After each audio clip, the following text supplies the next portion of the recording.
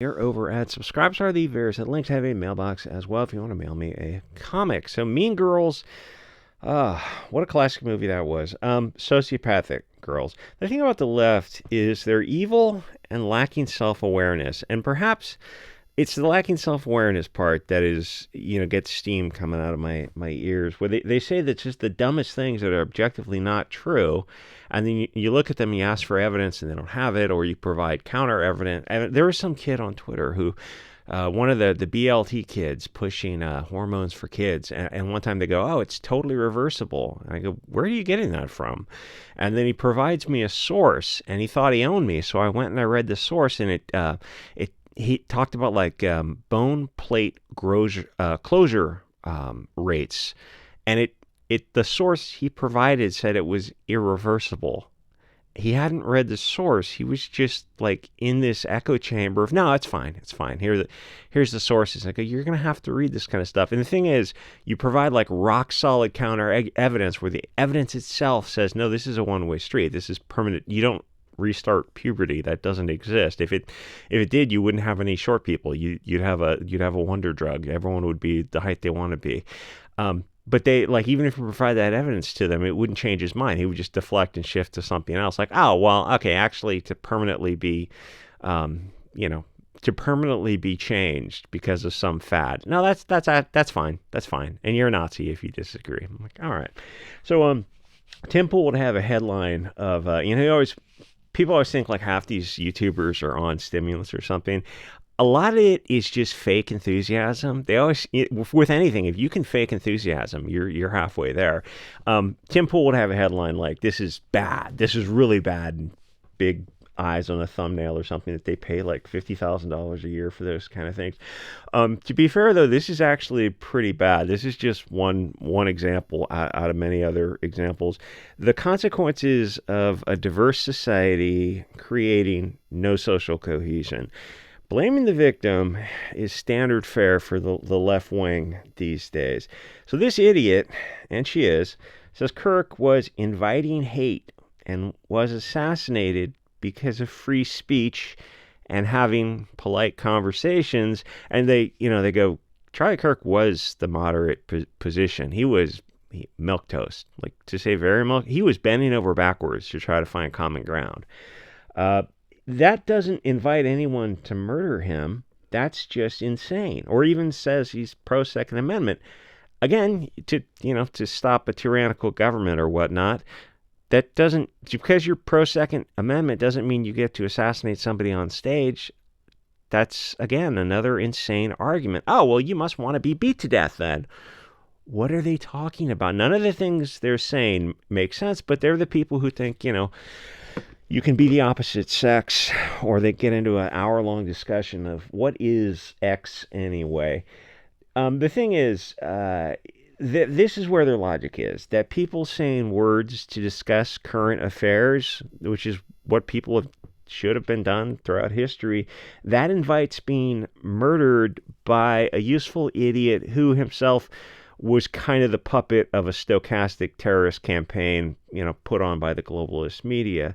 If violence can stop speech, then everyone just shifts into violence mode, except, of course, violence so far has only been used against the right.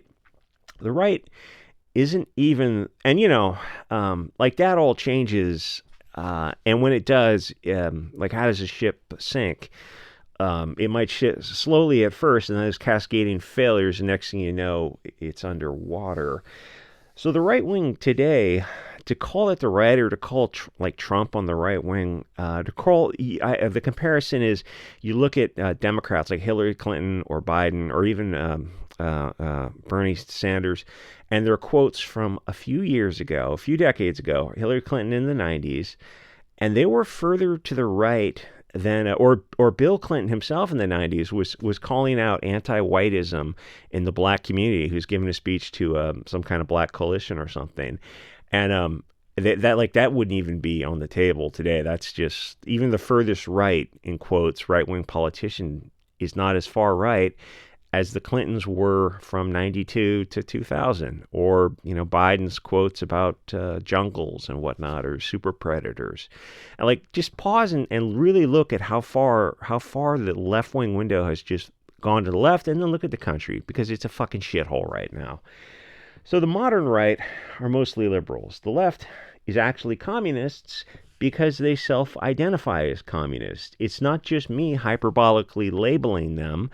They put it in their bios. There's no consequences for saying that they're a communist. The group responsible for hundreds of millions of well-fertilized fields, they're penultimate only to one ideology. And left-winger hears this, think, oh, it must be like the Catholic Inquisition or capitalism or Christianity. No, it isn't. It is a Abrahamic religion, the most recent one. Came about 1,400 years ago. That's actually number one. It's something like 800 million people have been removed from this mortal coil because of that belief system. Oh, the Crusades. You know what the Crusades are? Yeah, they just arose in a vacuum. There's people on social media now who are using the Crusades to show like Muslims were in these lands, and then for some reason these intolerant Christians kicked them out. Yeah, how did they get there? Oh, that doesn't matter. You just have to pay a slave tax. Oh, well, I guess they don't want to be slaves. That's why. They self-identify as communists or socialists or whatever.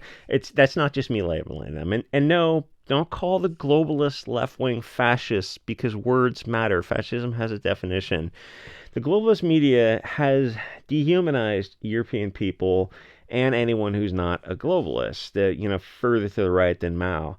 Like globalist kids today are further to the left than communists 100 plus years ago. Because communists 100 plus years ago still were nationalists. Communists today are globalists. It's like an even more ineffective version of global communism. So, where they think everyone should live together. You're like, nobody thinks that works. And there's examples like, just look around you. How well is it working? Oh, it doesn't work at all. That's why the rest of the world doesn't do it. Only the West is naive and altruistic enough to be talked into it. And, dear West, the time to turn this around is right now while you still can. So the media, schools, and government have pushed this long enough, and people think a public speaker should be assassinated, and they're openly saying this on social media, and they think that they're the open-minded, tolerant ones because they're idiots in an echo chamber. The left now is so far out insane that there just is not going to be a meeting of the minds. They support murdering people who want to talk about political issues. They have this construction of using language to manipulate each other. And it's so well enmeshed that it's too well enmeshed. You're not going to fix this. This is not going to be fixed through any conventional means.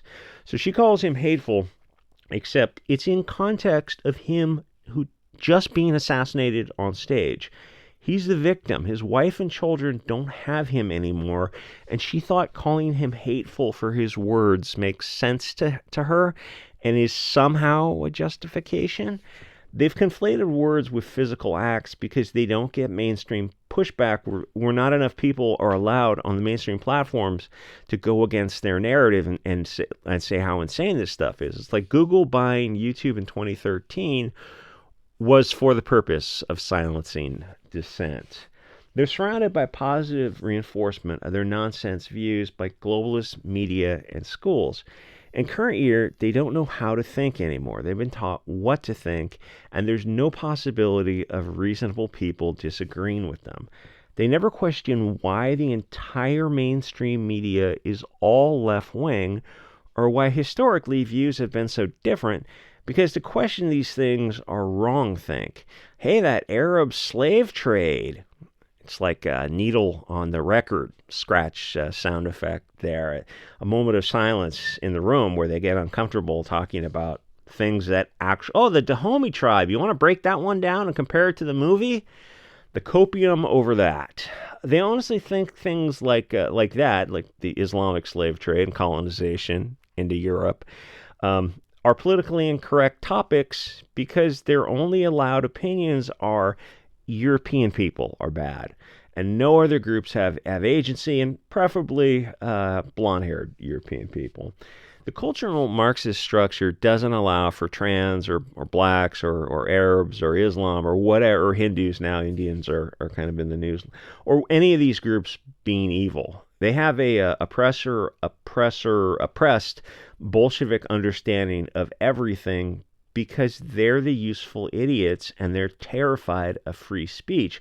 The socialist media, and this was like over 5 years ago, and the kids are all doing like, I don't know, talking about pronouns and the land they're on and their mental illnesses and stuff. And you look at this and you realize like you couldn't do this more than once. It's just like a third of the meeting is taken up with wasted time, and they really don't think, talking about the various Indian tribes that were slaughtering each other. I'm reading a book on the Sioux right now, and like the narrative around American Indians is insane. Though to be fair, even in my generation, when I was in school, people were talking about it, and like in college, it was they were honest about it back then. There was an Indian museum, and they were like really honest about the Indian lifestyle, and it was I'm reading this book's called like Custer and who's the other guy? I forget some of the bitch's name. The Indian guy he was up against, right? And they're talking about how the Americans dealt with the Indians and the treatment of each other. And the author's left wing,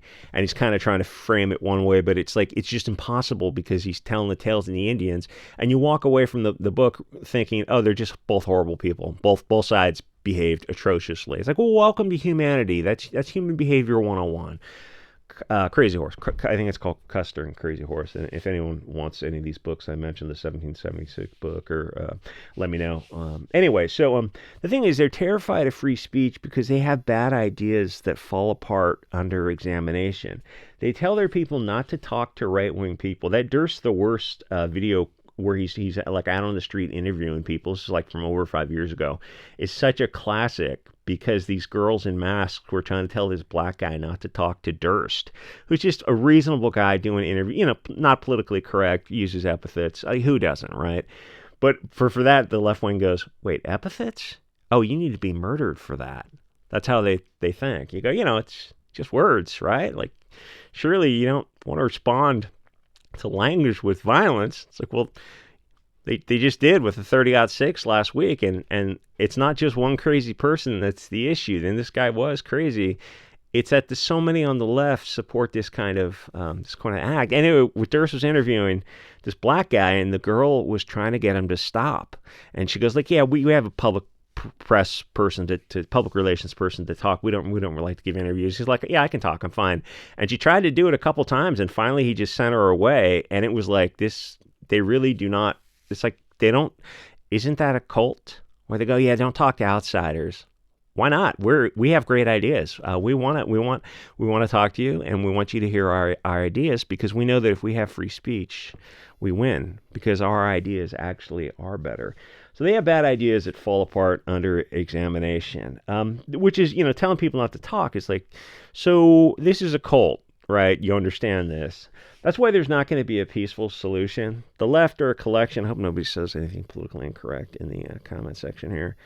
Collection of mentally ill, drug-addicted reprobates who just want to have sex with anything that moves and not be judged for it. Destiny's the next video in about 5 minutes. Destiny, the Hassan meltdown, are kind of interesting.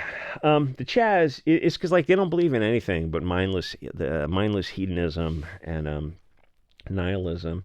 The Chaz is a result of their beliefs put into practice, where you had 6 victims shot in the Chaz. I think 2 were fatal because they couldn't get them to the ER because Antifa had blocked all the exits. And you go, well, what if you have an emergency? Oh, I didn't think about that. Black victims and black shooters. But they can't discuss that because they're simply not allowed to. Even saying those words make them feel uncomfortable.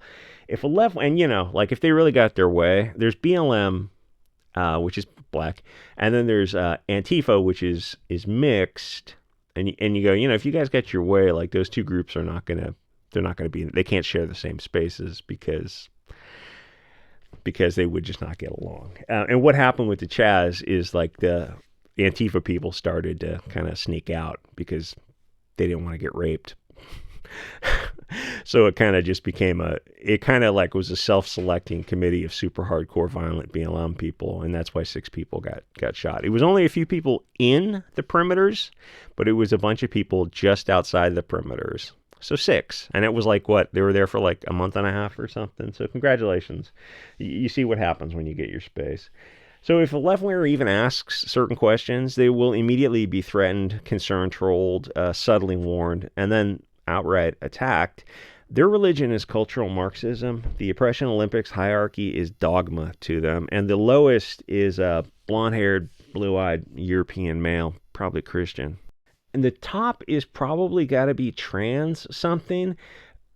Because to their credit, I mean this sincerely, they're the most serious advocates of themselves as the pinnacle of the oppression Olympics, because they're the ones who are creating the lists and writing the articles. And they're also like, it's Antifa, and you go, that's, they're pretty violent. Yeah, they're pretty violent, but then Trans Tifa is much more violent because they're already on a pathway of destruction. And so they might as well kind of go out big, as a lot of their subconscious thinking. So they, like, the people who are going to be the most violent are the ones who are going to set the rules, and that's Trans Tifa, and we've seen several examples of this. And the magic of per cap comes in when they start looking at violence, and they go, look, it's only been a dozen attacks by the BLT community. And then you look at the per cap, and you're like, yeah, that's an overrepresentation. There's a problem here. But they're the ones that create the lists. They write the articles, and there's always a threat of violence from that community if the regular left-wingers don't allow them to be at the top of the list, which I don't know who would be. Like they're vying. They're like black and Muslims are all trying to be at the top of this list to say like who's more oppressed. And in fact, like the black experience dealing with the BLT community is, Dave Chappelle has some comments on it. And he didn't know how to come out and say it. Like, essentially, he's saying because we're black, we should be at the top. We're the most oppressed. We can't change our immutable racial characteristics. That's a pretty solid argument, actually, implying that the trans community doesn't have immutable characteristics, implying that it's kind of a fad. There's a lot even he was scared to say, because there's degrees to cancellation. The thing is, you cannot awaken most of them because the schools and media are pushing globalist propaganda. It's been like this since post-World War II, and really since the start of Hollywood. I don't know when the talkie films started, probably in the 20s and 30s. So they keep calling Charlie Kirk racist and sexist, and the evidence they most go to is he said something absolutely logical and true. A passenger doesn't know if an affirmative action hired pilot is qualified, and people are going to be cautious. Yes, that's absolutely true. That's exactly what DEI means. It literally means they're less qualified than a white person. So it creates a situation where you are safer just sticking with white men in important positions in infrastructure or public health and safety, and really in positions of everything. I mean, nowadays that's a difficult position because America is rapidly turning brown, and critical infrastructure and positions of safety, well, you're seeing some of the consequences. It's like people forgot what an affirmative action concept, what does that mean? It means the non-white candidates are less qualified than the white ones. They literally have different scores. What did you think DEI and affirmative action meant? If it was a merit-based system, you wouldn't need any of this. They would just get in these positions based on blind testing. And in fact, every time they try to go to blind testing, there's like some musical test for like men and women or something, and the women were not as good musicians as the men, and it was like a blind test. And they go, oh, well, we can't do that anymore. So saying that something is that is objectively accurate is racist is a non sequitur.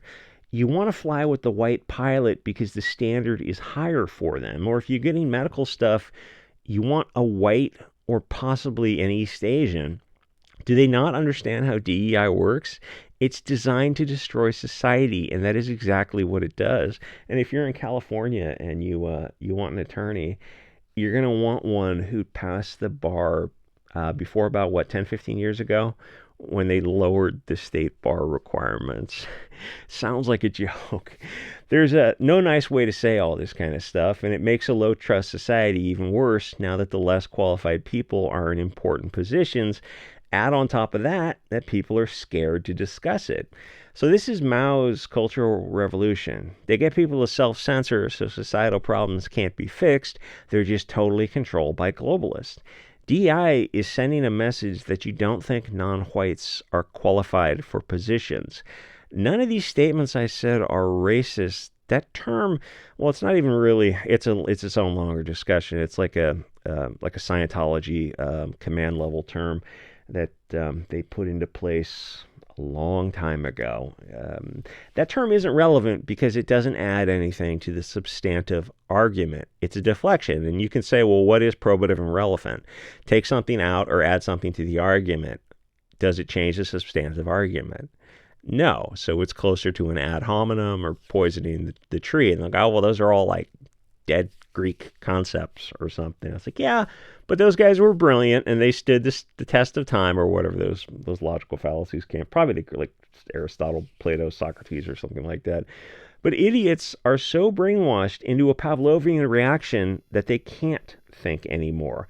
That's why there are no standard solutions, because the globalist corruption is too deep. It's reinforced by too many powerful facets of society. They're swimming in it, and there are no mainstream counter narratives allowed. And this is for YouTube. I'm not completely, I'm saying what I can say for YouTube. For Odyssey and SubScribeStar and the other BitChute is great. But there's very few people on those other platforms. YouTube is probably,